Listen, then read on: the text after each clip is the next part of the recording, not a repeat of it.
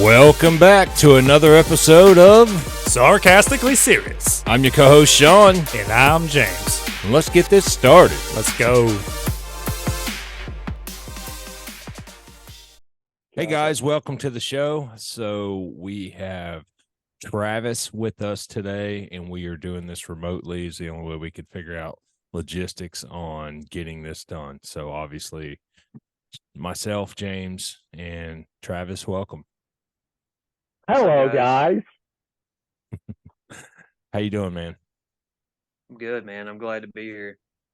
Right on. So man, it's fucking getting cold in Georgia. Yeah, it must be cold in your basement because it's cold as shit in this shop right now. No, it's actually really warm right now. I'm about to take the shirt off. Oh, my damn arm's on fire from the space heater. Yeah. I would turn mine on, but y'all wouldn't be able to hear me, I don't think. Yeah. Yeah, no shit. Yeah. Hmm. All right. So yeah, I'm gonna read this email, and Okay. and it's anonymous, and he, said we can share it and whatnot. But wow. So good evening. I've been evening. listening. Shut up, motherfucker. I'm reading this. I've been listening to your podcast. The ones about mental health really hit home. Lots of people had hard times this time of year, and I'm no different. I'm not suicidal or anything. The depression thing is real, though. No children, grandchildren, and the lack of friends and family make things even more difficult. It is compounding even more this year from my current situation. I injured my back at work over 6 months ago. Since then, I have been fighting the insurance company to get back. A check does come each week, about half of what I was bringing home. Doctor visits have not been approved, and they're sourced out to a third party for them to schedule, approve by the doctors and myself, and then everything checked again by insurance before an appointment is made. The appointment took nearly 2 months to get. An MRI is recommended over a month ago, still waiting, should be able to get it sometime after the first of the year. I can't stand for long. Cooking supper like I did last night has me in pain. Excuse me, has me in pain for a while. Sitting and sleeping is about all I'm good for. Even those things hurt. I have no schedule now, no routine, no sleeping through the whole night like I used to. In 6 months' time, I have seen about every movie worth watching on TV. I couldn't list all of the TV series I've binged watched. I have all day and night to think about my situation. I feel like I'm becoming one of those people I hate. One of those that just sit around and not contribute to society. I've seen former friends and family abuse the system, and now I feel like I'm getting dragged into that myself. Christmas is right around the corner. Bills are paid. There will be presents under the tree, but the things that my wife and I normally do each year, we won't be able to do this year. It hits hard, man, whenever I have to tell my spouse that we can't go out to eat tonight. We don't exchange gifts with someone else this year. We're not giving to our charity like we normally do this year. It's hard telling her we can't. She has such a giving heart, and she gets so much joy from giving to others. Enough of this venting shit, back to letting it build up. Use story in the podcast if you want, blah, blah, blah. Holes can be deep and the walls slick when sliding down. Gotta keep trying to slow the fall and dig yourself out when you can. Signed, Anonymous. Wow. Yeah. So, that's probably about the fifth or sixth person now that's reached out to us over the men's mental health, people we know, and then, obviously, a couple anonymous. And that's tough, man. Yeah, no doubt. It's one of those things that, until you're in someone's situation, it's hard to say, hey, do this, do that. And it's easy to say shit versus doing it. Oh, yeah, absolutely. But I will say this. You said venting, thanks for letting me vent shit out or whatever. Bro, I'm going to tell you, that is the best medicine. And, you know, when we did that very first episode to the second episode, it was a night and day change for me. And then from the second episode to now, it's been a night and day change for James, whether he admits it or not. I mean, he knows it has. And we even talked about it last week on the podcast. He was like, man, it was a great week. And you've continued that for a whole nother week, it seems to me. Yeah. So talking shit or talking it out is the best medicine, I think. It is. And I will say, I soaked on that first episode for a little while just because I self-reflected on what I said, and I was criticizing myself because I feel like I talked in circles, like I mentioned before, and I didn't feel like I got everything out. And I still don't think I've gotten everything out, simply because there's going to be things I missed, just like I'm gonna miss mentioning a few things on this episode. But I think over time I'll get the entire message out the way I feel, the what I've been going through. Same with you guys. But I just back to that email. Obviously I don't know the circumstances exactly what he's going on, but I think all three of us have had some sort of injury where we've been laid up. I know I could speak from a couple different scenarios, but the very first one where I had a back injury, luckily I didn't have kids at the time, but I know the feeling that he felt was he's, for the most part, feels useless. And that does hurt deep down inside, not being able to provide, especially if you have a family to provide for. You're not doing your part. Once again, it's that whole macho man mentality of, I'm the man of the house. I got to be the strong one.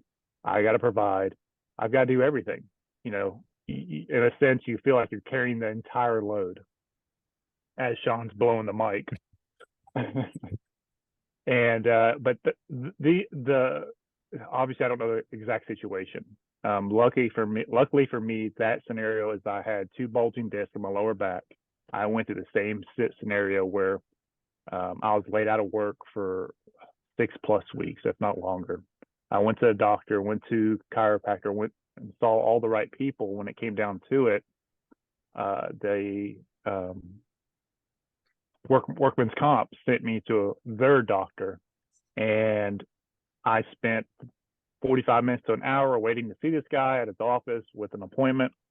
I was in his office for 2 minutes. He had me turn around, pull my shirt up, bend over, stick a finger in my ass and cough. And but no, he had me bend over, ran his hand down my back. Hell yeah, he did. He was like, oh yeah. Yeah. But He ran his hand down my back, and he's like, what are you feeling? I said, I feel pain. And he said, okay. feel some pervert about to fuck me. Yeah. And he did that and wrote up on the paperwork. He didn't tell me anything. He said, okay, I'm going to pass this along to workman's comp, yada, yada, yada. 24, 40 hours later, they reach out to me and they said the doctor believes I'm in no pain, that I am making false claims and all this other shit. And I lost my shit. I was kind of pissed off about it because he, running his hand down my back, he's able to, see through me and read my mind and know that I'm full of shit. And that irritated me. And that was the first scenario I ran through with workman's comp. And it is a joke. It is a pain in the ass. I can imagine what it's like today. This was, 15+ years ago, probably. Right. And well, obviously it's a lot of bullshit. Obviously, he's not going through that aspect, right? Because he's been out 6 weeks, 6 months. He's getting paychecks, right? And but he's jumping through the hoops of trying to get appointments approved per every individual involved, right? So the insurance company, probably his work company, and then the doctor's recommendations and blah blah blah. So the one thing I can say that James probably never had a problem with whenever he was hurt is try to watch what you're eating. I mean, because like myself, if I was laid up for 6 months, I'd be as big as this fucking circle right now. Like all that. You wouldn't even see my I'd been blown up. But yeah, man, that's tough. Travis, say something, bitch. No, I'm just listening. Yeah. No, it's the whole system is less than ideal.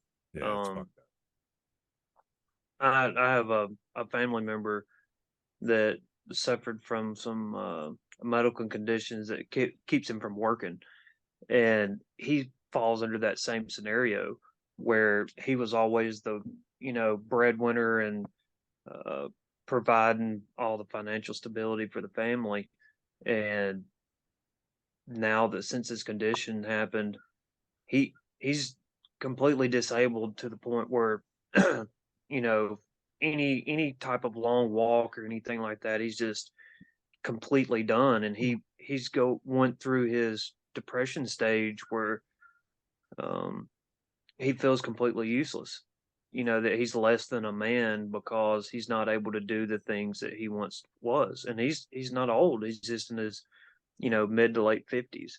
And it's unfortunate, but the way the system's set up, it's very broken. um Oh yeah. and unless they can visibly see that you have a physical disability, Yeah, you're missing an um arm. yeah, you're missing an arm, you're missing a leg, missing an eye or something, they don't view it as, oh well, you can still work. Right. um But and and that's the insurance company, right? Insurance companies are only looking out for themselves. yep, insurance and anything to do with government. And Yeah. through my situation, I've learned a lot about this. Um, it's very, it's less than ideal for anybody, no matter what your situation is. Even if you do have short term or long term disability, even through your company, um, it's only going to take you so far, Yeah. until they, say I had a jam up policy that paid my salary for 70%. Well, they'll only pay it for 1 year, long Right. term disability. And Mhm. then you have to apply for disability through the government, which Right. can take up to 6 to 8 months to get approved. Well, during that 6 to 8 months, you don't have, you're not getting any money from the other insurance company because they quit paying. Right. Yep. So the whole system's messed up. Oh yeah. And so your insurance company's paying you 2 grand a month, and you end up, um, you run to the end of your long-term disability terms.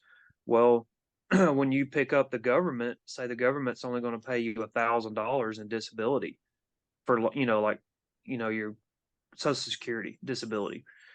Then the insurance company, after the government pays their $1,000, then the insurance company will pick up again at $1,000, so you'll maintain that $2,000. But And it then they'll, takes forever. yeah, and it's just a process that never ends. It's not made for quickness. It's pretty much made, I feel like, to get people so frustrated with the system, or so in such a dire need for money, that they're They forced to go back to work or do something for money. And so that way they can say, oh look, you can work, you did right. make $500 over the last 2 weeks. We seen you on the street corner sucking dick for $20 a pop. Yep.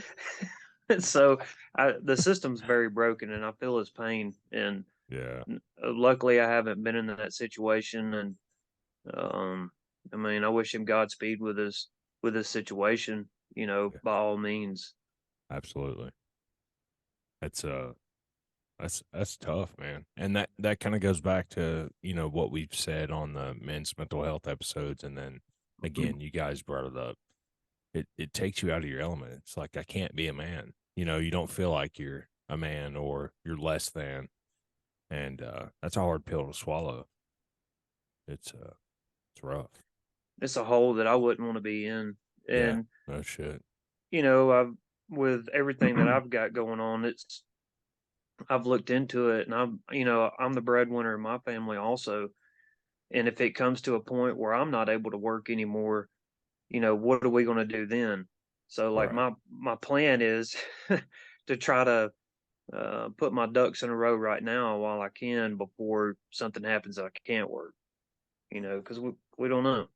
Yeah. Any of us, we don't know. We could be in a car wreck, or we could, catch cancer, or have a heart attack, or we're all susceptible to something, To to life. put it, to life, to put us down and put us in that same boat. So it's easy for us to sit back and judge people that don't work, that we think are able to, right?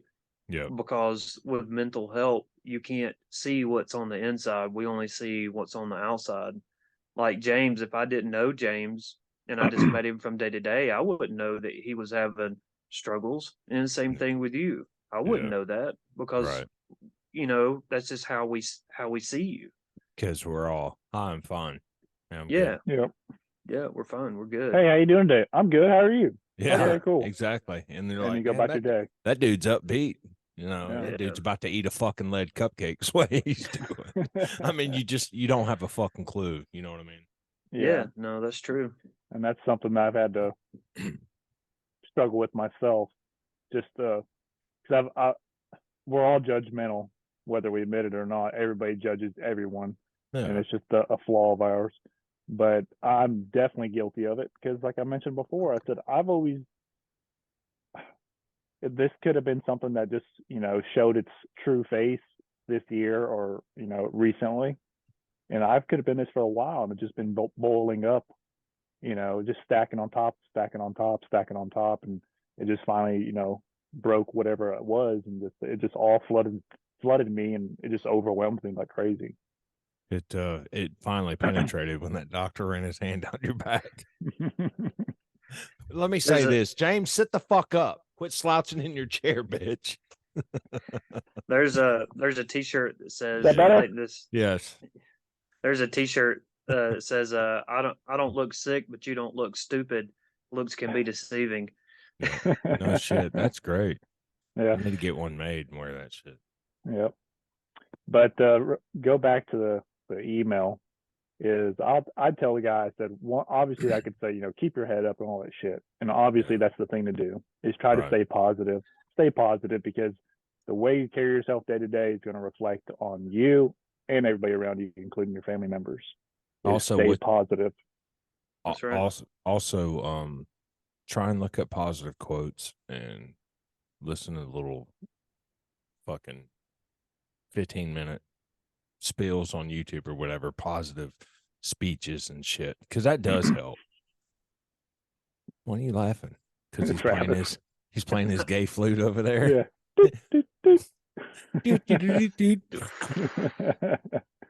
But yeah, that does help. It does. And talk to anybody. Hell, if you wanted to come on here and spill the beans and reflect on it and us give you some one-on-one advice, we're all about it.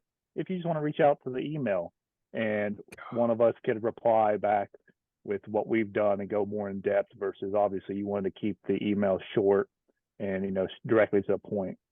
But there's a lot of things that can be missed just basically reading that email.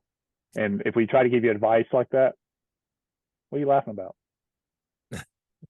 I had the 10-minute fucking pop-up come up, and when it did, I closed it down. I just noticed the ceiling in this office. I was like, damn, that's dope. I just realized. But no, just stay positive, buddy. So that's the best advice I can give you.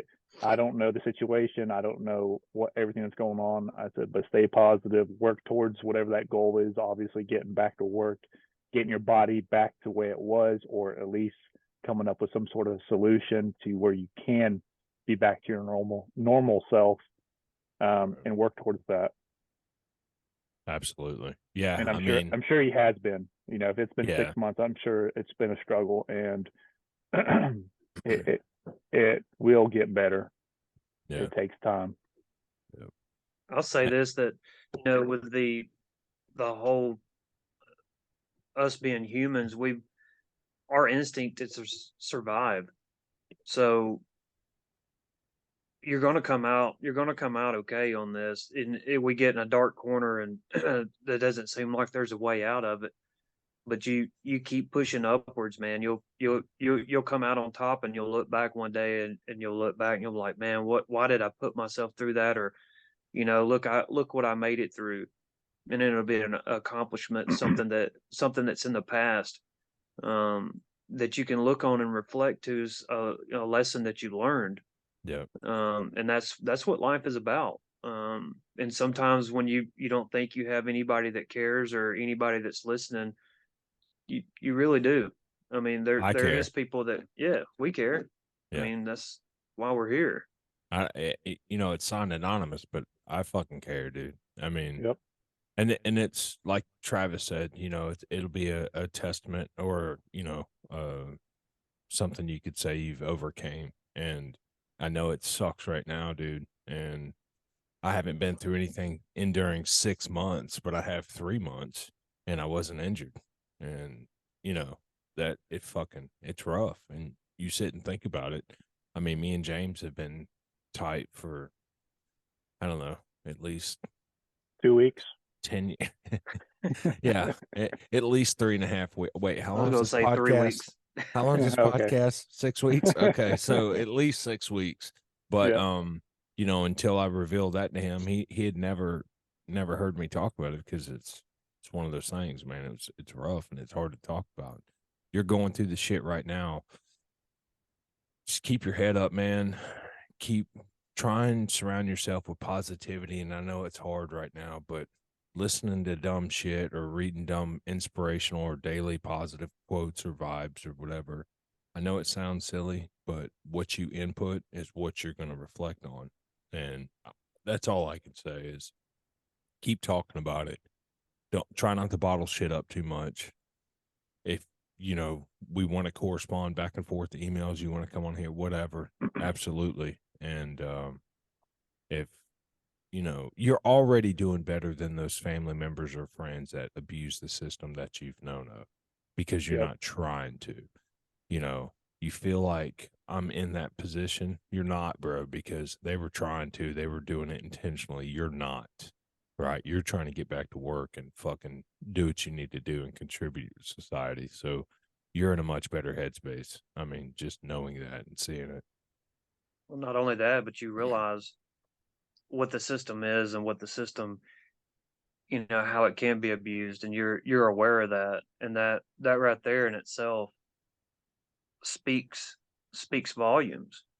You could just be like, other people that actually abuse the system. Oh, there's nothing wrong with it. I'm not doing anything. This is the way it's supposed to be. I pay my But taxes. I'll pay my Right. That's their taxes. That's right. go-tos. I pay my and so do I, and so does a billion other people. Yeah. That doesn't make it right. People also pay taxes on the fucking free money they're getting from the government when they're abusing the Exactly. system. The free Right. money. Well, it's our fucking money being I know. abused, but still. No, but I'll say one more thing. And if you are, self-conscious, proud that you don't want to use that system, is you need to put that down. I said, I'm a very proud person, especially when it comes to, services provided by all. And I try my damnedest not to use them because I'm just proud that way. I try to be self-sufficient. And I think everybody here is self-sufficient for the same reasons. But it is there for people that are in need. And if you're in need, then so be it. Yeah, absolutely. I mean, I don't know what the fuck just happened. I didn't touch anything and the shit just went off the screen. How much time we got till we have to reset? Just a couple fucking minutes, but Okay. can y'all still see me on here? Yeah. Mm-hmm. Okay, good, because it like So went before off. we get in depth with anything, we'll reset, but we get to fill in the last few minutes with some randomness. And the thing that me and Sean talked about, I haven't talked to it with Travis yet. I didn't mention it. He's been busy. I've been busy. Hold on. Before we talk about that, because we only got like 4 minutes left. We need some people to hire James. He's starting up a side business of sucking dick. $20 is $20. We need some motherfuckers to hire him. So I knew it was coming. James, I knew it was coming. Contact with you. All right, go ahead, James. Okay, so guys, this is my business plan. Let me get my flyer right here. So I have this breakdown right here of what it costs per minute for me to operate, what my overhead costs are, which is very, very low. Head cost. But I got this pyramid scheme. It's not a scheme though. I just call it a pyramid scheme because it sounds catchy. And so if you want to sign up, Travis, you can be my first customer. I've already signed up 12 years Oh. ago. Oh, He said, "I've been waiting, motherfucker." oh. It's time for All a right. deposit. Go ahead. I've been under the Pemberton scheme for 12 years now. I know it. I'm still waiting for it to pay off. It Mhm. doesn't. It doesn't. Yeah. No, never. Nope. Hey, Go ahead, hey, James. Switch, titch, switch. yeah. Whatever- So, whatever his so name some is. of y'all may be aware of Travis, probably not so much, maybe, but people that are familiar with the DJ and the dance guy on Ellen, he just committed suicide in the last few days. It's very sad. And when that came up, I knew the guy starting off during the very beginning of COVID. He was posting on TikTok with him and his family doing dances, being upbeat, just pushing positivity out in the world through TikTok, which I didn't do TikTok, my wife did, but she showed me, and it was a lot of fun to watch. And long story short, it just shows you this man is very successful. He's done very well for his life, beautiful family, great job. Everybody say Ellen's a bitch, but besides that, Yeah, but that motherfucker's getting paid being on her show. yeah, he's getting paid, and he has a good life. It appears, right? The outside world say, "Oh man, look at this guy. He's doing great, posting TikTok. He's living the happy as can dream. be, living the dream. Got everything, in theory, right? Mhm. And look what happens. The man Right. shot himself. From what I understand, he shot himself in his car, just a few blocks or a few miles from his house. And Right. it just shows you right then and there that whenever someone, and you ask someone, "Hey, how you doing?" And they just, everybody automatically goes to, "I'm great, great day, beautiful, sun's up, I'm on this Or, side of the earth, blah blah I'm blah, okay. I'm okay." Yeah, They may I'm be and they fine. may not be. And if you have close enough friends, or not so close friends, I said it doesn't hurt to reach out, fill them out. Yeah. There's usually signs that someone is having trouble with mental health. There's usually signs. And if you don't pick up on them, you don't pick up on them. But I'm sure there's a little crumb path somewhere along the way. And just Yeah. keep your eyes open. But you never know what demons people are fighting, man. So This is true. just goes to show like him, man. I mean, it's one of those things where you really don't know until you do, and sometimes it's too late, unfortunately. Yeah. It's very So, sad. And I hate to see that, but that just automatically just, when I heard that, I was like, holy cow. I was like, this guy, like for me, I was like, man, he's got a good life. yeah. He's, All right. he's a celebrity per se. And, just from the, what he's putting out in the world of view, the TikTok stuff, you would think he's the most, which he probably was, he's the most upbeat guy in the world. Yeah. And it just shows that, everybody has issues. Everybody, and All we're right. back. And we're back. Quick break. So, yeah. So, I hate it for you, Anonymous. Again, if you need anything, and then obviously anyone listening, for sure, feel free to reach out. Yeah. So I think next, it cut me off when I was talking about dude that took his own life.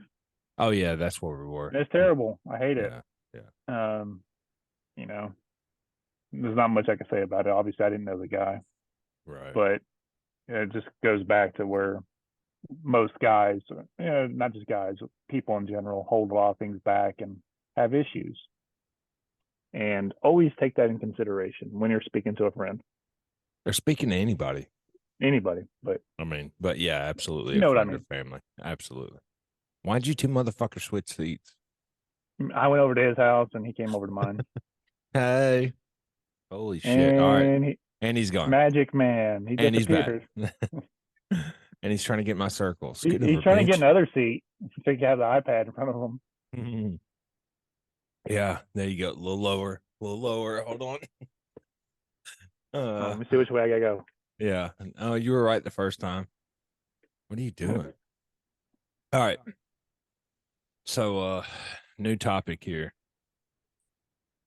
Travis is coming out live on the podcast. Yeah. All right, Travis. Spill the beans. Yeah, so over the past year or so, I've been having eyesight problems. Just being tired all the time. And I'm not very old. I'm only 34, and I'm a pretty extremely active guy as far as work. I Hey, work. hold on. Let me pause you. You got that blower going? Because when you talk, it's picking Yeah, up I was about to say that feedback. it's kind of Oh, muting him out in a yeah, sense. it's only when you're talking, but when you do, it's disrupting what you're saying. What about now? Oh, that's much better. Much better. All right, I'll shut up. Go ahead, Travis. No, so about a year ago, I noticed that I was tired all the time after work, and I just thought it was normal work things. Me and James used to climb towers together, and we did that for a long time. And we both of us has always worked really hard through our work career, and working stupid hours and doing crazy things. And through our after we get off work, I mean, you're tired. You're not ready. You don't want to do anything else except for go to sleep. Um, and fast forward years later, with the industry that I'm in, um, doing field machining work, I go out on the road for 4.5 months straight, working 7/12s, and you get back to the hotel room, you're dead. You don't feel like doing anything else. So as time progressed, um, I started noticing about a year ago that when I would get off work, I mean, I'm just dead tired, and I would just chalk it up to be, you know, mental stress or, just stress in life, just home stuff, and didn't really pay it much attention until about 3 months ago, 4 months ago. I noticed my eyesight had substantially gotten worse to the point it was getting to the point where when I would pull out of work, I'd turn my head to look one direction or the other to make sure traffic wasn't coming, and one of my eyes would go blind. And I was like, okay, well, there's a problem. So, like a typical man, like I'll make time to go to the doctor, I'll make time and never make time. And so, a month or two down the road, it got to the point where I couldn't drive home at night, and I couldn't see. And not that I was blind, it made me nervous driving home. Um, After the sun went down, I couldn't see good. So I went for a regular uh, eye doctor, and they done extensive testing on me, and I thought it was way over the top for just needing a pair of glasses. And I spent almost 2 hours in the optometrist office, and he comes back and tells me, says, well, you've definitely got some stuff going on here. We're going to write you a prescription for these glasses. It's not going to fix your problem, but I want to send you to this other optometrist specialist, um, to see if they can run some tests on you. And I was like, all right, well, that's weird. So he writes on the referral, suspecting of myasthenia or multiple sclerosis. And I was like, huh, that's weird. I don't even know what that is. So I started doing some research. They scheduled me then stuff starts setting in. I started reading symptoms, and like I had 12 of the 15 symptoms, and they wasn't major symptoms. They were substantial enough that I'm linking myself to each one of these symptoms, according to Google. And so moving forward, I get to my appointment, which was a month and a half later. I go into the doctor, and I'm telling him, what's going on, and this, that, and other. He spends 5 minutes with me, and he goes, well, okay, well, what we're going to do is we're going to schedule you an MRI. Thank you. Have a nice day. Oh, okay, cool. So I waited a month and a half and waited an hour and a half in the waiting room to come in here for you to tell me you're going to schedule me an MRI. Got it. So I go do my MRI, and I asked the lady, did you see anything on there? And she's like, well, I can't really tell you that. She goes, it's going to go to the radiologist. I was like, cool. So of course, the doctor comes back and tells me that I've got MS. They've confirmed it with 2 radiologists and himself, that it is in fact multiple sclerosis. And so then things started setting in for me. All right, what is this? What do I need to do next? What is my long term? And so I asked him a bunch of questions. What should I expect, and what is it? And it's basically where your body attacks the tissue, the coating around your nerves, and it treats it almost like a virus, and your body is trying to get rid of the virus, but it's an autoimmune disease, so there's no cure for it, and it only progressively gets worse and worse. And so through some testing, I've got what they call PPMS, which is primary progressive multiple sclerosis. And so it's a faster advancing, you'll have more attacks, so to speak, than your typical secondary. There's like 4 or 5 different kinds, but anyways, we won't get into all of that. But anyways, so I go home and I'm thinking about it, and they had told me that, don't be surprised, don't be alarmed if you wake up one morning and you're blind. I'm like, what? Wake up blind? Yeah, Yeah, that's your vision will come back. Don't freak out and call 911. It'll come back.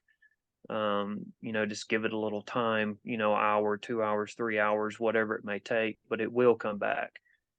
And, long term untreated, looking at possibly 10 years, this disease within 10 years can put you in a wheelchair.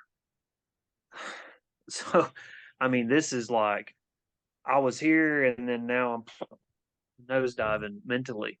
And that's just thinking about being in a wheelchair and not being able to provide for my family, not being able to see, all these things start. I mean, I'm thinking, I want to walk my daughter down the aisle. There's lots of things I want to do in life with my family. And so priorities start changing overnight from being more me to what can I do with the kids? What can I do with my wife? And it's changed me for the better. Even though I still have good days and bad days, and until I get to see the specialist, I'm not on a treatment plan. So say this disease is supposed to in 5 years put me in a wheelchair. let's just say it moves that fast. Without treatment, in 5 years I'll be in a wheelchair. But every week that I go without treatment is a week closer to that end goal of the 5 years. So the treatment, all it does is it doesn't reverse it. prolongs it. It'll slow the time in between attacks. So couple of my first major attack, I was eating dinner here at home, and my in-laws happened to be over, and I was just sitting there eating dinner, and dude, my left arm drew up like I was trying to hold up my kid from falling off a cliff. I mean, my hand was so tight, and it was like all deformed. I could not move it, and it hurt, and just like a light switch. It was so weird. And my wife come in there, and of course she sat with me until it released. And when it released, it was like somebody flipped the light switch off. It was just like, oh, whew, man, that's over with. But I had no more strength in my arm. I couldn't even pick my tea glass up to finish my tea that night with my left hand. And it happened 2 more times that night. And it was very traumatic because I've never experienced something of that magnitude. I mean, I've had broken bones and, hurt back and, normal everyday Normal dude life. shit. Yeah, Normal normal shit growing everyday. up. Right. Yeah, but something that I didn't have no control over. I mean, none. Like I couldn't do anything with it. Like I was telling my hand to open up or to close or move, and it was like I didn't have an arm. Kind of like putting a TENS unit on your fucking arm. It tightens everything up, and you can't fucking until you release that, and then it's like, Yeah, it was something similar to that, but everything from my shoulder to the tips of my fingers was. wow. It's not that it was numb or tingling; it was Right. not there. It was Right. not there. It was like, I mean, you could have. I felt like you could have cut my arm off, and I would have never known. Wow. Knew about it. And so that happened a couple of times. And then I'll have these moments where I go to put my boots on for work in the morning or try to get my pants on, and it's like I have Parkinson's. My legs and my arms will start, I mean, just violently shaking to the point where I have to sit on the bed and lay backwards and to put my boots on, pick my boots up off the floor to put them on, or my wife will get up and help me. And I'm 34. I'm not 60 years old. I'm not 70 years old that's had a hard life. That's just it's it's hard to deal with. And going up and downstairs, of course it's upstairs to get into the house. It's upstairs to go to the kids' room. It's downstairs to go in the basement, back upstairs to go, back to the main level, and it's stairs, stairs, stairs. And thinking back on it over the last 5 years, I've probably fell down my basement stairs probably 6 or 7 times. And I'm not talking about 2 or 3 steps. I'm talking about from the top to the bottom. I felt and just thinking it was my clumsy self. But looking back on it, the doctor estimates that I've had this for about 5 years. And without treatment, it'll get to a point where you don't really know you have anything wrong with you, but it'll get to this threshold where you're on the edge of the wall, right? You're fixing to fall off the wall, and it's like, oh well, now here's the edge. And I felt like I've made it to the edge, and now I've started on my downhill slope, and downhill being bad. Right. um So obviously it's an autoimmune disease, which all of those in some case or another are basically your body attacking itself. that's right. So this one obviously is your body attacking itself to the point of when it's no longer. I mean, that's essentially how they, Naturally diminish. right. As far as functions and things like that. Yeah. So that's a hard fucking pill to swallow, man, especially being 34. Like I couldn't imagine doing it at 41, which 7 years isn't a significant difference. Yeah, it is tough to swallow, but one way I've tried to look at this is my mentality and has changed, is changed dramatically towards my wife and my kids. My outcome of life has changed like overnight. It's almost to the extreme of before you had kids. We all have a mentality, expectation of life, and then the moment our first kid is born, everything changes. Right. I mean, just like that, everything you're from then on, your priorities in life are completely different. It's that light And switch. yeah, it's that light switch. So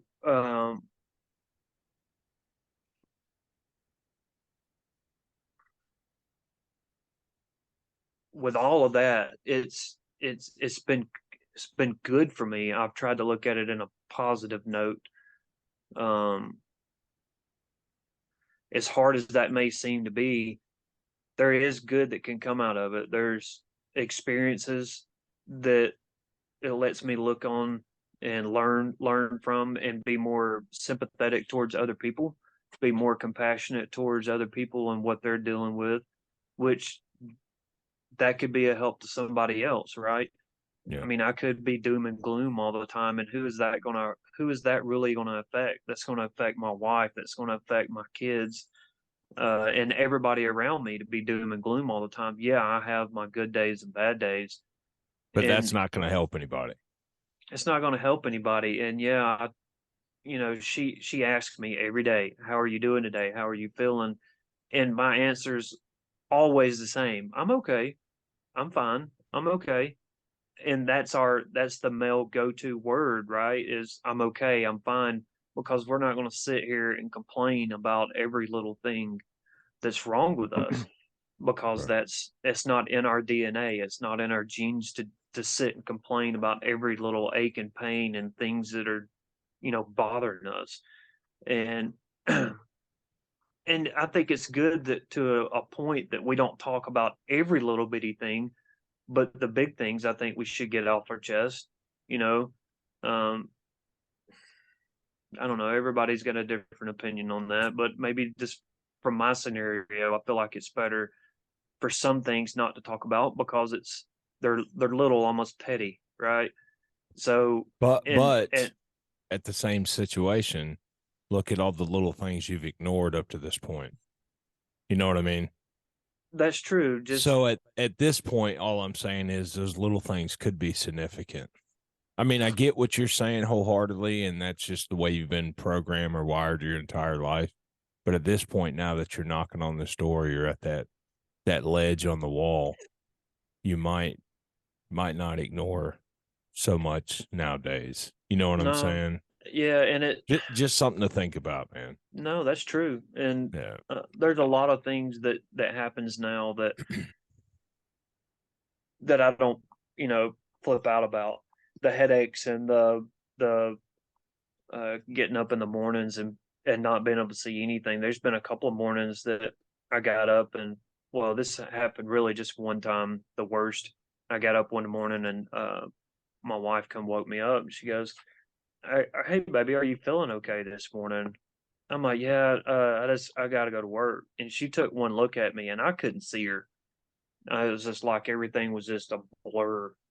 Like your eyes are And still closed. yeah, almost like my eyes were so closed. It wasn't Wow. black, but it was just blurry. I mean, I I could hold my hand up in front of my face and say, "Yeah, that's a hand," because I know it's my hand, right? Because Right. but I couldn't tell you how many fingers somebody was holding up or, whatever. And she took one look at me and she said, "You're not going to work today." I'm like, babe, I have to go to work. Like, I can't just lay out of work." She goes, "No, you're not going to work." So she grabs my phone, she calls my boss and tells him, "Hey, Travis is not coming to work today because he can't see anything." And I'm like, you know what? If I would have called, it's not that they would have been a problem, but I really appreciated her doing that, taking that initiative to do that because she could see that there was something really wrong. And it took about 2 hours for my vision to come back to be subnormal. Yeah. Um, but I mean, I find ways to joke around about the condition.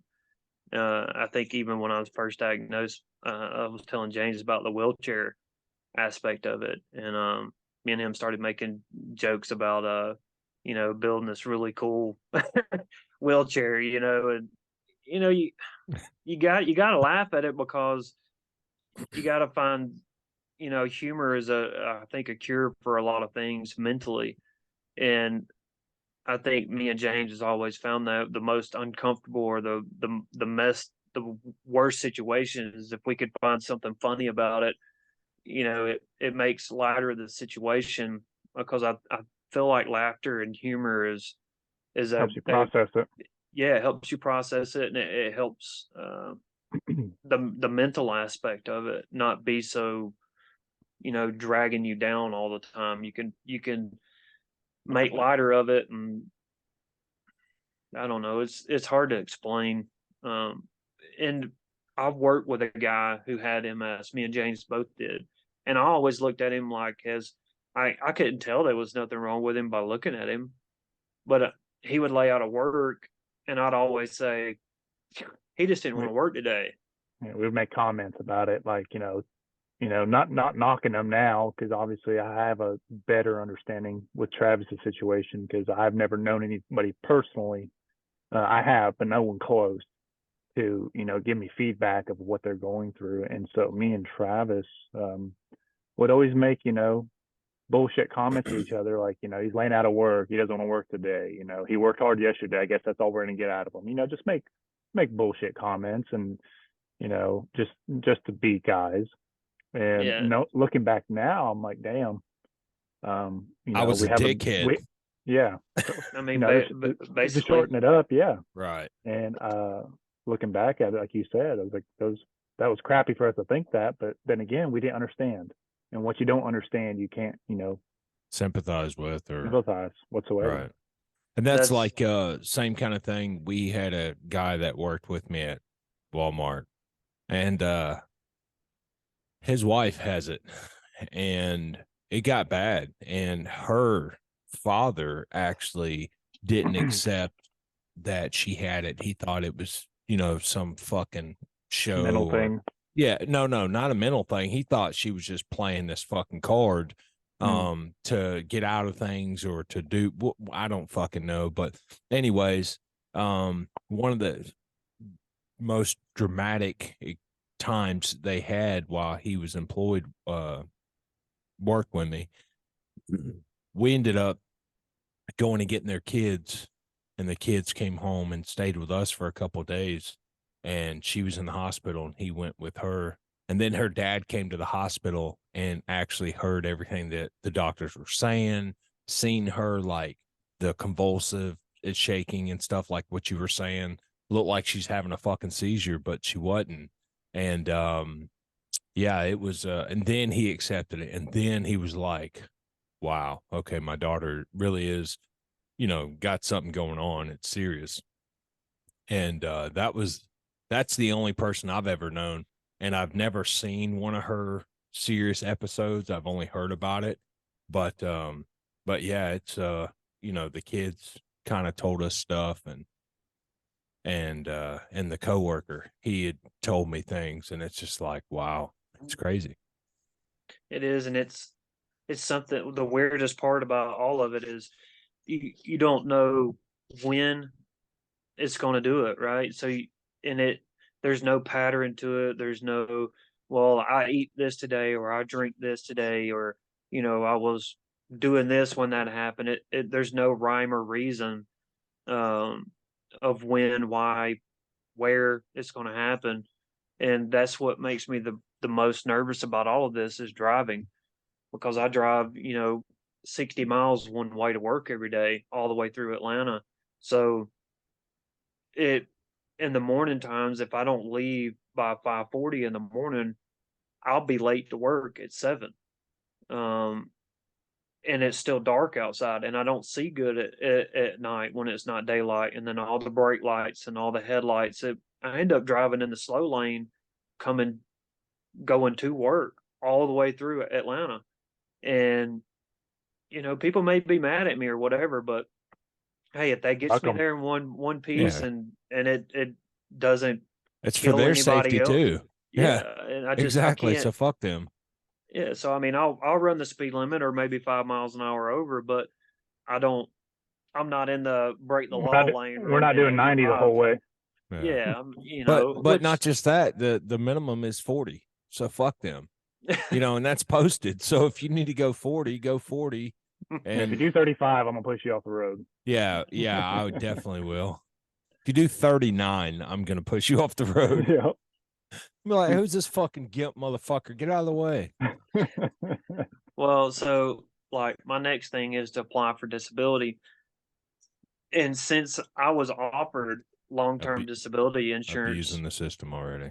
yeah, already. Dirtbag. You're one of those. A year ago, I was offered disability insurance, and I was like, "Yeah, I'll get it. It's a little expensive, It's like $60 a paycheck, every other paycheck." I'm like, I don't really got to have it right now. I'll look at it later. Well, less than a year later, I'm diagnosed with this, and had I had already had that in place, it would have paid 75% of my salary for the rest of my life. Wow. And because I declined it, chose not to get it because I was being cheap. Well, I'm only 34. Nothing's like that's going to happen to me till, later on down the road. And, later I'll get it, right? Later. And looking at it now, I can't get it. Even the only way I would possibly be able to get a long-term disability insurance policy is if I started to work for a company that had a company policy, a group policy, that Right. I would fall underneath that blanket. Well, in order to do that, I would have to find a job that paid the salary that I make now, which is fairly well, um, Man, to be bragging. in to be in the same boat that I'm in. Bragging how So much money he makes compared to us Walmart workers. I work at Lowe's. Oh, competition. Hell yeah. Uh, They did just open a Harbor Freight next door, so Yeah, hook that my, up, son. yeah, I was gonna say Get all the free flashlights. my son's gonna hit you up for all their discounts now. Yeah, they don't give us any. Or we got an we you got got to a pay double. we got a customer discount. Yeah. I Oh, got fired man. from Home Depot one time, and the store manager told me he was going to promote me to customer. That's awesome. I'm gonna promote you to Anyways, customer level, bitch. Fuck off. I was like, "You can't fire me. I quit." No, you're Yeah. fired. I'm like, "Okay, cool. Fire me." Yeah, I'm glad you did fire me because I wouldn't have done employment anyways. Yep. I'm gonna ride this train till I die. He was actually doing me a favor, thank you, because I was quitting. Hmm. No, but this whole disease thing, it's until I can get treatment in the middle of January. Um, there's several things we can do. I've been eating healthier. I don't eat sweets. I stopped drinking Cokes. The only thing I do now is coffee. I drink a lot of water, especially at work. Um, the treatments itself, or some people call it chemo, uh, because it's like a infusion. It's 4.5 hours long, and you have to go, once every 2 weeks and set. Some treatments are twice a week, depending on what regiment you get put on. Um, and they have so many different kinds because people react to them so differently. So Right. until we find the right treatment and the right process for my body, what works for me might not work for somebody else or the same exact thing because my body's different. So that's going to be a struggle in itself to go through. And It's gonna be luckily, trial and error from the get go. Most likely. Well, I don't know, but I'd be my guess is it's gonna be a trial and error as far as what treatment will actually work for you, it and that's gonna be is the painstaking part because you're gonna have reactions that the doctor may mention or may not, and you're not know how to deal with those. And that will be there's there's some really good things that they've got now. I'm looking at stem cell.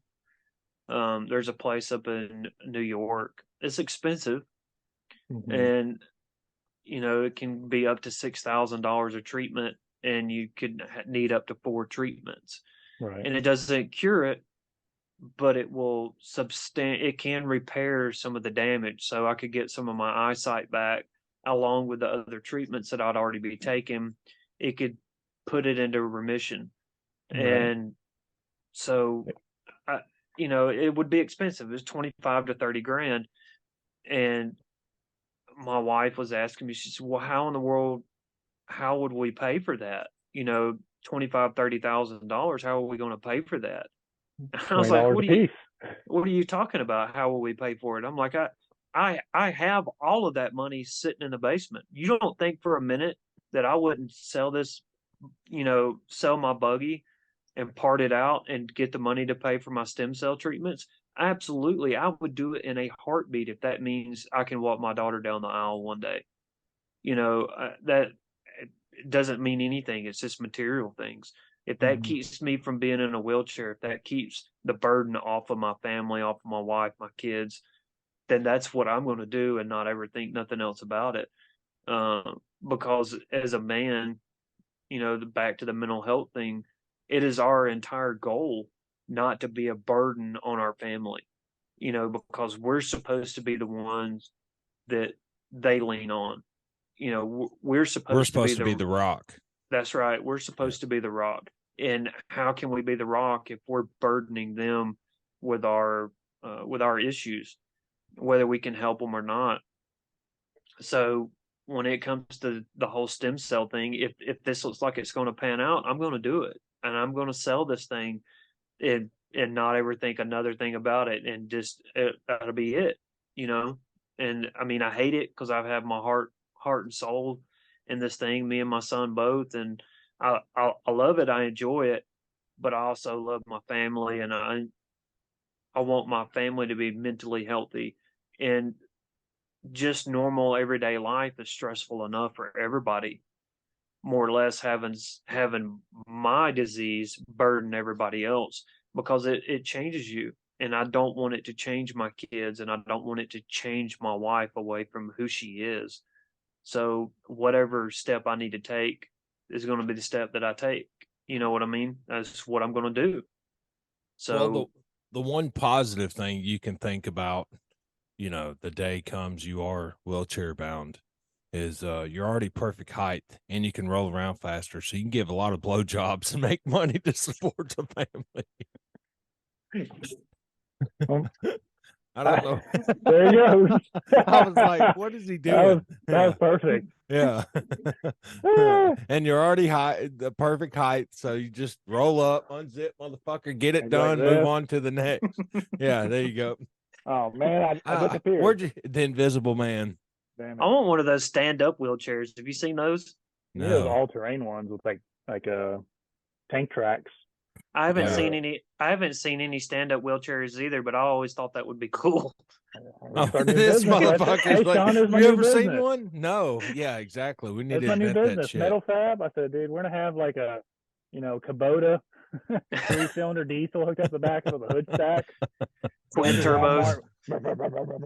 Yeah. And it's only 30 inches wide, so it fits right in the front door. Yep. Drive that bitch You in. drive a Be like, hey, babe, F550. you gotta turn the attic fan on. Yeah. Y'all probably don't know what that shit is, but it used to be a thing back God in the day. damn. Paw fucking over here. You don't know what that attic fan Look is. at all this fucking gray, motherfucker. So- All this.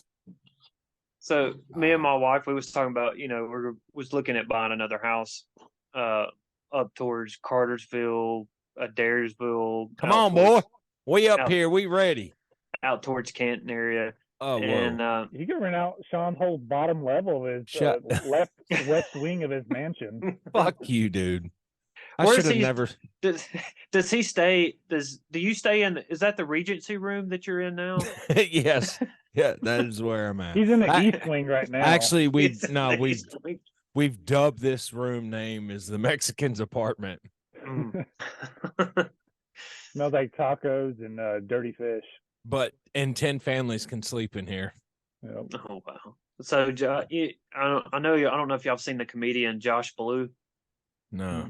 He's But I got like his name. He's got cerebral palsy pretty bad, and he makes fun of his Condition. his condition. And through watching his videos prior to my diagnosis, I thought about it, and I was like, you know what? He has a rough life, and rough compared to normal people with normal abilities, right? Average. So, Yeah. yeah, I mean average abilities. So, and because he's able to make fun of and add some humor into it, I think it makes his outlook on life better. So with mine, we were looking at this house she was showing me that had a wheelchair ramp in it, and it was like a 3-tier. It's like boom, boom, boom, and then the front door. And I was like, "That's all right, honey. I got it." And then you go all the way up this side, and you turn, you go all the way up that side. You're like, who said? Like Josh Blue says, who says chivalry's dead? And then you go up to the door, and you're like, "Oh, let me get that door for you." Hit the handicap button and let the door open. Yep. Could you imagine, like, go grocery shopping with your wife, get home, and you're like, yeah, babe, don't worry about it. I'll unload the car. You're loading your lap up with this shit. Then you're like, up Like all an hour and a that half ramp. later, I got the milk in. Yeah, no, hour and a half later, you got the car unloaded. Yeah, you're like, let me get the milk. Oh, my I strong busted arm. again. yeah, you fucking I need my strong arm. my strong arm. You want some mashed potatoes? Yeah. I crushed the bread again. Ah. All right, guys, y'all are gonna have fucking crumble bread sandwiches for lunch again at school. It's smash burgers for everybody. Yeah, there you go. Mm. Holy shit. So, I mean, there's, and it's not that I'm trying to make fun of people with their own disabilities, but, you know, obviously my situation could be tremendously worse. But, you know, back again to humor, you know, if we could find some humor in everyday life or battles, you know, that we're struggling with, I think it's helpful, you know, Yeah. and just like the gentleman that emailed you, emailed the show, you know, if he could find some kind of humor in his situation, you know, try to make as light of it as you can, because sitting around and studying it too hard will put you in a dark hole. I, I did it for a couple of days, just sit around just staring off into nothing. Hey, Uh, to stop you, I just thought about this shit. That motherfucker said he's watched every movie worth watching and every TV show he's binge watched. Like he could do like some kind of trivia fucking account. So we got cut off again. Thanks for Yeah. Zoom. I even started a fucking timer when it hit less than 1 minute. And then he started saying something and I got an idea and it was like squirrel. And this fucking timer right here is going off. And then it's like, God. Motherfucker. What were we talking about? Um, he was basically talking about the anonymous person and trying to consume time doing things. Oh, yeah, that's right. You're talking about making a trivia. And then I went, oh, and squirrel, and basically saying to the anonymous person that sent the email that I read in the beginning of this, you can, since you've watched so many movies and so many videos or TV shows, you could like create a fucking TikTok like doing trivia and shit and engage with people that way, to try and buy some of your time while you're stagnant at home. Maybe that'll help. I mean, just an idea, man. Yeah, absolutely. There's all kind of groups, support groups, and hear me out on this. So I joined a group of men with MS, and I'm sure Is it called wheelchair bound? yeah, it's called Rolling Thunder. Nice. Awesome. No, it's guys you can bounce ideas off of and see their daily struggles, and it's just a place for them to vent among other men. And I'm sure there's groups that you could find for your unique situation. Places, it's a place where it's not to be judged, right? It's just a place for you to go to be able to get off your chest what you want, and people have ideas on things that you haven't thought about and things that may help your situation. Yeah. I mean, or you can just start voting Democrat and abuse the system, right? I wouldn't say it's Democrats, is it? Come on. It was just a joke, motherfucker. That You was ought a to get terrible all too joke, Sean, by serious. the way. Yeah. I voted for a black guy, so I can't be blamed. Yeah. No, you didn't actually, and you Yes, I admitted to did. that. The second time around, Oh, okay. Sorry. where that vote didn't count. Yeah, no shit. But Anyways, anyways, so no, but what Travis was saying there, yeah, support groups. I mean, for sure, and too many people. What do you the fuck? You nothing. can't even. Yeah, one of your disappearing tricks again. James likes to do my side job. James likes to do magic while we're on Zoom calls. I can make your money disappear. Just put it in my hand. Yeah, he'll make other things disappear. Put that in his hand. It'll melt in his mouth. That was a comment on one. I was reading a text. Anyways, I said it'll melt in your mouth. Oh, yeah. Yeah, referring back to the comment you and Right. that dude on Facebook. But yeah, so I'm glad Travis was able to come on here and one, take the time to do it and speak about it, because me and him talked about this when we went riding a few weeks ago. and I threw it out there. And well, we talked about it prior. And I said, I think it'd be helpful for you. I said, I know obviously he's got a good mindset about it from him talking about it, but also talking about it in general helps. I said, I think he has a plan in mind. And I wanted to talk about what is obviously you have a game plan per se to move forward to, better your life, better your quality of life, better your family, and so on. And you briefly touched on it, but you obviously don't know exactly what the extent is until you speak with your specialist, right? Next month. That's correct. And until I get on a treatment plan, this is the symptoms that I'm having now. It's like they never go away fully. It's just every day it's something, and it's whether the ability to have full stability in walking or a clear mind. A lot of times my mind feels cloudy, like I just can't think of things that I should be able to remember, or how to do certain things. Like I've done something 100 times and I had to really struggle to think about it. It's just like mind. It's like my mind's all cluttered and I can't think straight. Right.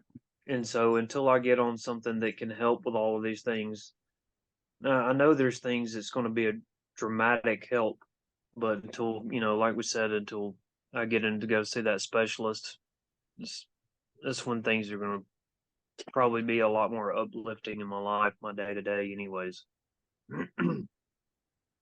That's awesome, dude. I mean, to be able to do that and once you go and see the specialist, you know what I mean? It'll be awesome to be able to not roll the dice every day you wake up. Like, am I going to be able to fucking see or walk or, whatnot? Yeah, no, that's true. And it just, and it's not even so much I'm concerned about not being able to see or being able to walk. I just don't want my family to have I don't want to have to put my family through my struggles. Right. Your Right. burden being Because, on them. yeah, and they have their own issues, right? Each individual one of them have their daily struggles. Just even my kids growing up in today's times, the things that they have to deal with is stuff that we never even thought that, a child should have to be put against. Right. And that in itself is enough, without, a parent adding on something, if they can help it. Right. It's crazy, That's man. kind of my spill. I'm thankful to be here. I have a big support group. My wife is my number one, and then I have my friends. I have James. Yeah, he's number two. He's right there with me. Yeah, I should be number one. I'm working on it. I'm like number 8.5, maybe. Maybe on a good day. James has been my support group since 2010. Something. Yeah, a while back. Well, now you have Rolling Thunder. That's right. So they also, and then we have like 9 listeners. So well, James's wife, my wife, so 7 other listeners. Well, James listens to it, and then I listen to it, so 5. We have 5. And I listen to it, and you, all right. So we have 4 listeners. So you have another 4 to add. Well, YouTube's one of them. Group. Yeah, YouTube's one of them. Yeah. They're censoring us. Yeah. So 3. We have 3. No, James, it's got to be at least 4. Okay, I'll give you a 4. Okay, thank you. Wait, were we talking about my inches? No. All right. So, anyways, yeah, man. No. So, and things like that. Obviously, the best thing to do is get support, get people listening, vent, talk things out. Do not hold them in. And just as simple as day-to-day shit, like we've talked about. James shared some of his experiences. I shared some of mine. Just talking about that shit, man, truly has helped. Me, has helped James. My brother with his PTSD shit from, overseas, he has sought help. And the person that sent this email, The guy that's going back and forth with you on Facebook, James, me and him had a serious conversation the other day, and it's helping him just hearing other dudes talk about it. And then he was kind of talking to me about some serious shit. It just talking about it, man. Just us doing this, it's a handful of people already. I know that it's helping. And Travis, same thing, man. Anytime you want to talk, you've got my fucking number. Obviously you've got James's, but You don't want to talk to me.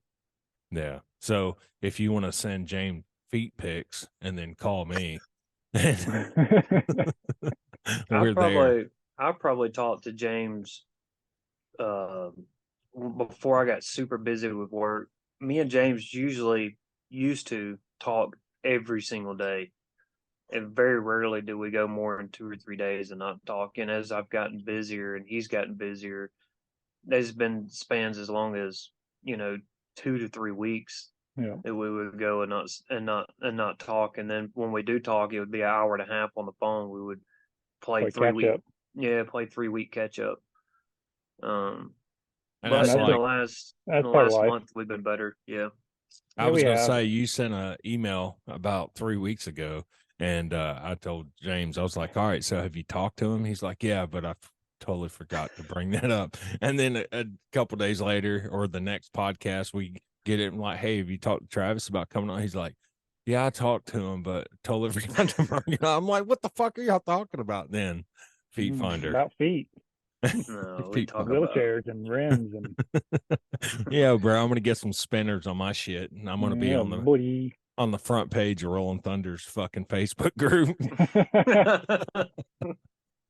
I gotta make this shit off the chain, bro. You get those shitty decals from AutoZone, put like 22s on the side of it. Oh, we gotta find an Opie sticker somewhere and put it on there. Mm-hmm. SEMA. Flaming skulls. It seems a kind of gay. Yeah. It seems like it fits. Let's try it. But no, what really, obviously, Travis has expressed to me what he's been going through. Obviously, like people listening to us, like, oh, cool, he's, got an illness of some sort. And it really didn't sink in with me. It really didn't. And when it did was when I came over like a month ago or whatever it was. We went riding. And when I came over to help you, that was the first time I came over in a while because I've been busy and dealing with my own crap. And I saw you physically and mentally struggle with just regular stuff that I know you are 100% competent and confident in doing. Obviously, you're probably, tired from work and so on, but I saw you the way you were. Like I was just watching. And I know that sounds bad, but I was just watching so I could, because I noticed, little things. And I started just sitting back watching a little bit while I was helping you. And I was like, wow. I said, I see what he's talking about versus him just telling me, right? Because you could tell me everything in the world, but until I experience or see it myself, I won't say I don't believe it, but it doesn't resonate. It doesn't resonate. And when I saw you, I was like, holy crap. I'm like, my buddy that I've known for quite some time, who is one of the damn hardest workers I know, and is very smart, very intelligent, everything. And I saw the slight diminish, and it hurt me. I'm patting you on the back. And it hurt me so much that I cried on the way home, and I was thinking about it. And I hated it because I was like, of course, I had all these thoughts run through my head. Of course, as a guy, I go to worst case scenario, right? Travis gets wheelchair bound. His whole life's going to change. His family's life's going to change. Everything's going to change. And I'm like, why? I'm like, why now? Why at all? Why at anything? And I asked myself that, and I'm like, I didn't know what to say. But I told myself, I'm like, it'll be all right. I said to an extent. Yeah. But it'll be all right. But I'm like, I don't know. It makes me mad. Not mad at you, just mad that obviously a lot of people go through this, thousands, millions, whatever the number is. Everybody goes through something. And obviously your scenario too. And I don't know. I was trying to piece it together, and I'm like, he's fucking young. He's got his whole life ahead of him still. I was like, you're still a young fuck like I am, not like Sean's old ass. Oh, you And young whippersnappers. yeah, and I was like, it hurt me inside. And then Whoa, what we are we went, we talking went, we went riding, and then I saw, as the day went on, you got fatigued, right? You were riding around the buggy, we're having a great time, and I noticed that you're getting fatigued, and you made the joke, you have to help me in my buggy, and I was like, yes, I will. And I said, that's all I'm here for, but whatever. I was like, but it really did, like, it hurt me, and not to change the subject or anything, but I was like, I'm just trying to find a reasoning of like why one of my best friends is going through this, and I don't know. I just want to get that out there. I was like, Yeah, but don't look at it as why, because James, that's where You'll never man, find yeah, an that's answer. for a higher power. I get that. yeah, and we always, you have good family members or good friends that die or get killed in car wrecks, and Yeah, we always, why him? There's this piece of crap over here that yeah. No, I get steals that. and and is abusive, and he lives till he's 110 years old, and this guy over here, Right. we can't get ourselves wrapped up in why, and look at it as each thing that happens to us, we got to find the good in it, because if we can't find the good, I agree. then we're going to consume ourselves with the bad, right? Right. And Mhm. what's 100%. that? And then that's what's our life is going to be, is the bad, And then you're and down that hole. and you're Yeah. back down the rabbit hole again. And Yeah. so I feel you on that, and I appreciate you for that. And I tell you all the time, I think I even reached and hugged you and told you I loved you when Yeah, we absolutely. was out there, was working on the buggy or whatever. And I got done, and I reached and hugged you. I told you, I said, I love you, man. He's like, man, I love you too. But I really feel that way. I'm closer to you than I am on siblings, and you know, sad to say, but I mean, I've always felt like you've been there. Even though as many struggles as I've been through in my life, whether I wanted to hear it or not, you've always told me what needed to be said, right? Right. Even And though that's I what didn't always want to hear buddies it. do. No, you didn't want to fucking hear it. Just like same way I do. Like me and Sean had a discussion about, business stuff yesterday. And I told him, I basically summed it up. It's like, you're the only guy that's opposed to this new business adventure. And I said, why?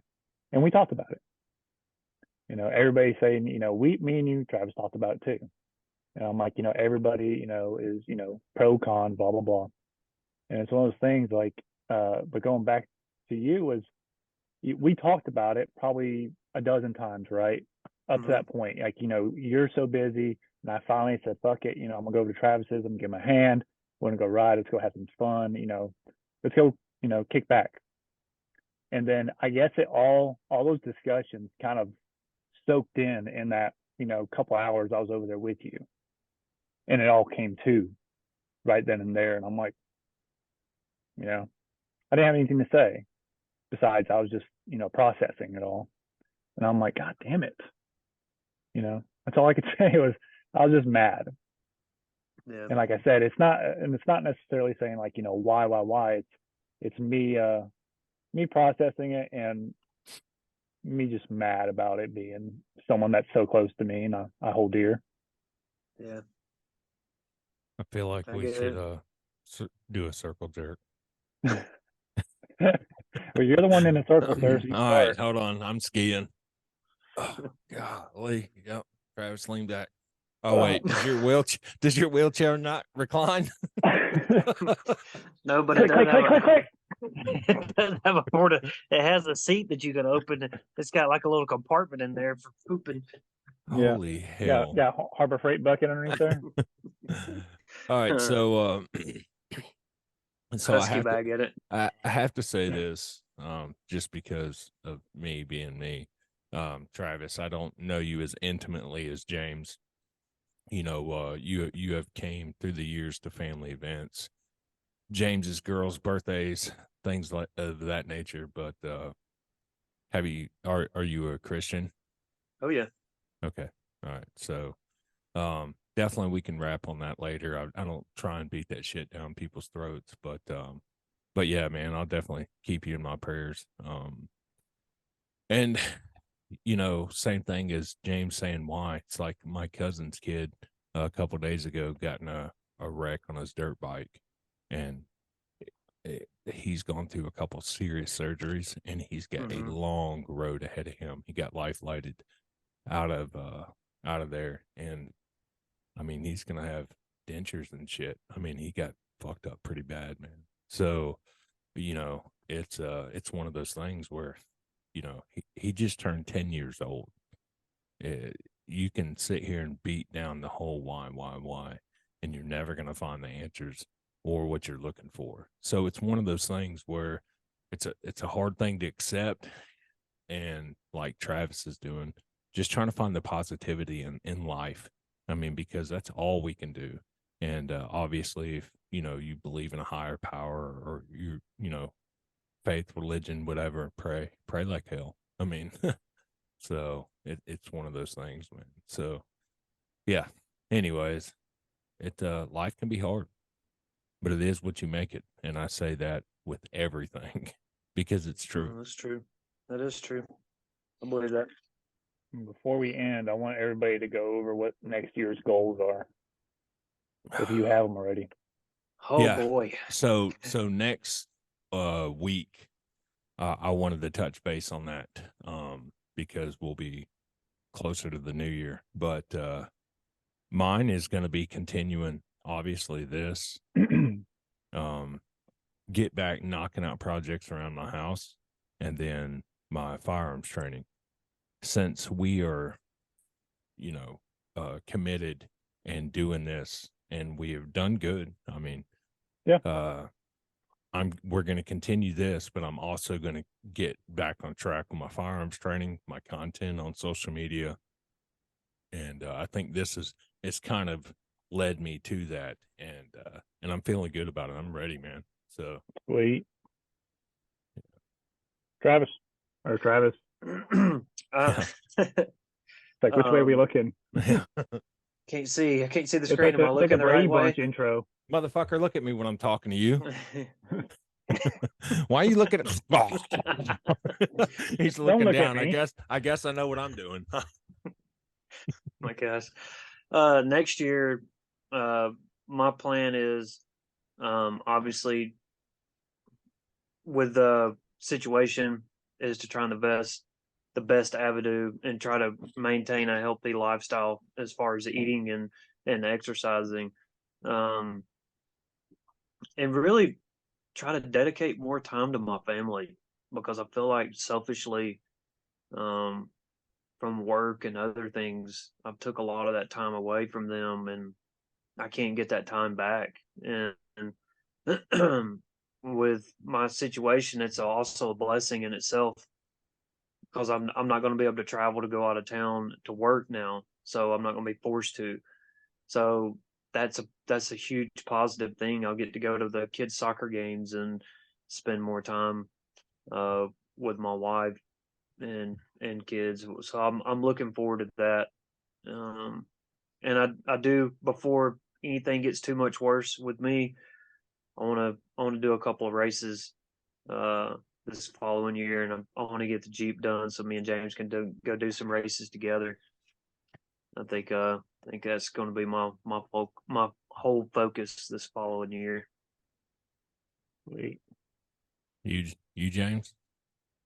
Well, Sean, since we're making eye contact now, Oh wait, wrong way. Wrong way. Well, I'm looking at the screen. I forgot it's yeah, flipped, no, so it's backwards. All right, go ahead, James. But yeah, one of the few big things is one, I want to work on myself worth me mentally towards myself. Obviously, we've discussed it in the past, and I want to improve it. And it's slowly improved. It's like the elephant scenario, like you mentioned. I'm slowly working on myself, and I can't work on anything else until I get myself straightened out. And I'm not a complete wreck by any means. It's enough of a wreck. It's a distraction for me. So I want to work on myself. Once I do that, work on family. Then after that, work on business, and hopefully prosper.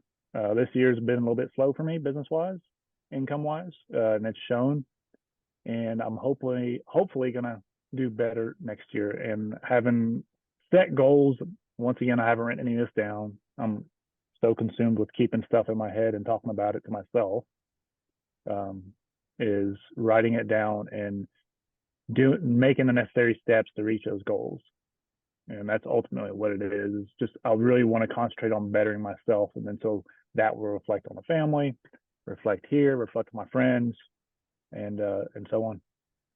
So I have two things I haven't said, but I Well, that's can't. all the time we got, Sean. Goodbye. No. I can't until next week, right? We have to get through Christmas first. So as Right. soon as we do that, then I can say those two things, and you'll understand why. And that's why I put it on my notepad for us to bring up next week.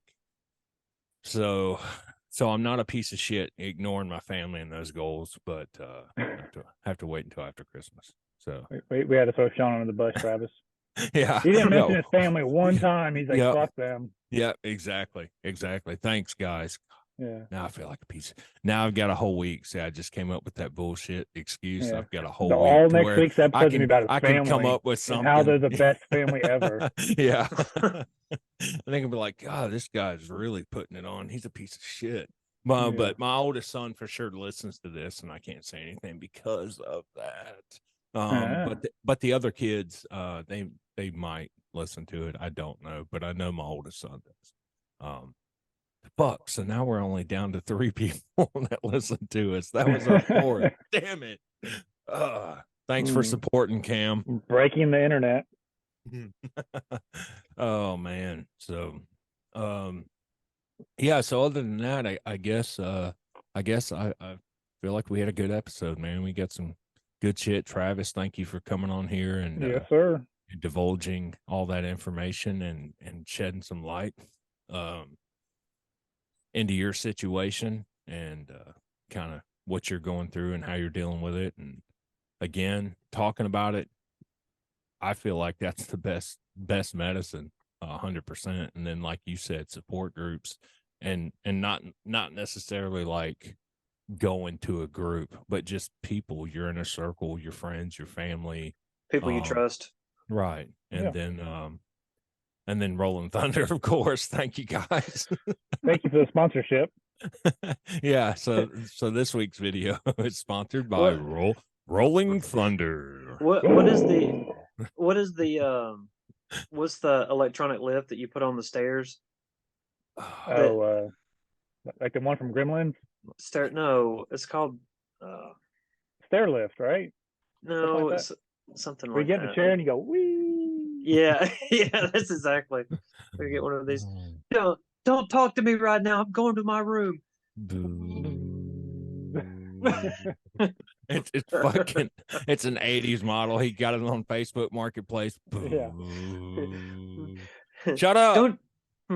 No, breakers. we're not. Don't you run away from me, kids. I'm coming up there. Holy shit! 45 minutes later, get up there and they're asleep. You're right. Or they've already Damn, I gotta pee now. I gotta go back down. They've already went down the stairs the other way. Yeah. Motherfucker. Yeah. As they're throwing stuff at you. Yeah. Oh man. So yeah, good week, good everything. Yeah, man. I think it was a good episode. Yeah.